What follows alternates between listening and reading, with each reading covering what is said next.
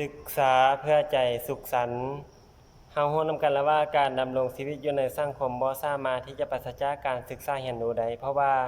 แต่ละช่วงวินาทีมีหลายสิ่งหลายอย่างที่ไหลเข้ามาสู่ชีวิตของเราซึ่งเราจะต้องได้ศึกษาเรียนจากประสบการณ์เหล่านั้นจากอุปสรรคเหล่านั้นเพื่อจะพัฒนาความสามารถของตัวเองให้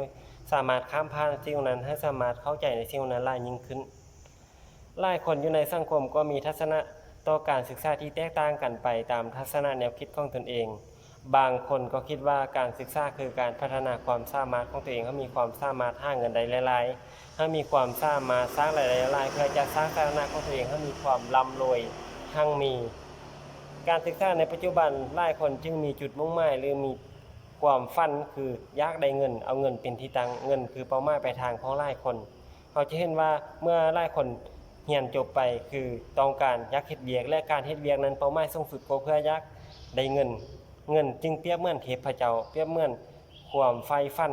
เปรียบเหมือนสิ่งที่เขาเจ้าคาดบ่ได้หลายคนคิดว่าถ้าว่าคาดเงินแล้วกูตายแน่นอนคนเกือบ 99.9% มักจะคิดแบบนี้หมดแต่แท้ที่จริงแล้วการศึกษาคือเพื่อใจสุขสันต์หมายความว่าการศึกษาคือการพัฒนาแนวคิดจิตใจพัฒนาพฤติกรรมของตนเองจากสิ่งที่บ่ดีก้าวไปสู่สิ่งที่ดีงาม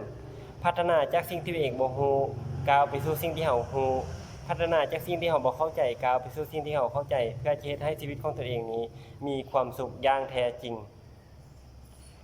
แต่ก็น่าเศร้าใจนำกับบุคคลที่มีความคิดมีความเข้าใจต่อการศึกษาว่าการศึกษาคือการพัฒนาความสามารถของตัวเองให้มีความสามารถหาเงินได้หลายๆให้มีความสามารถสร้างรายได้หลายๆเมื่อคนเฮามีแนวคิดจิตใจว่านี้บุคคลนั้นจะกลายเป็นบุคคลที่เฮ็ดหยังก็ตามจะบ่มีความบริสุทธิ์ใจคือเฮ็ดเพื่อหวังผลกำไรเฮ็ดเพื่ออยากได้เฮ็ดเพื่อหวังผลประโยชน์อยากโลภมากโลภาอยากได้เงินเป็นที่ตั้งคือสิ่งที่เขาเจ้าเฮ็ดเขาเจ้าบ่ได้รักบ่ได้มักอย่างแท้จริงซึ่งจะเฮ็ดให้การกระทำหรือการเฮ็ดแบบนั้นนำพาบุคคลเหล่านั้นและบุคคลอ้อมข้างก้าวไปสู่ความล้มเหลวและความทุกข์เฮาจะเห็นว่าบุคคลเหล่านี้เวลาเฮ็ดสิ่งใดก็ตามอยู่ตามองค์การใดก็ตามจะกลายเป็นบุคคลที่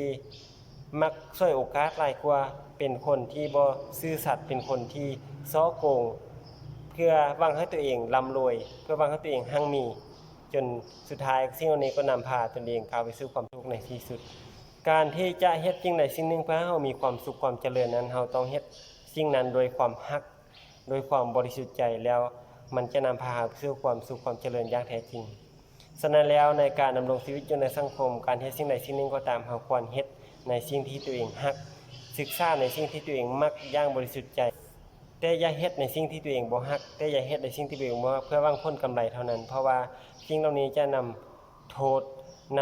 ำความล้มเหลวนำความทุกข์มาสู่คนเฮาในที่สุด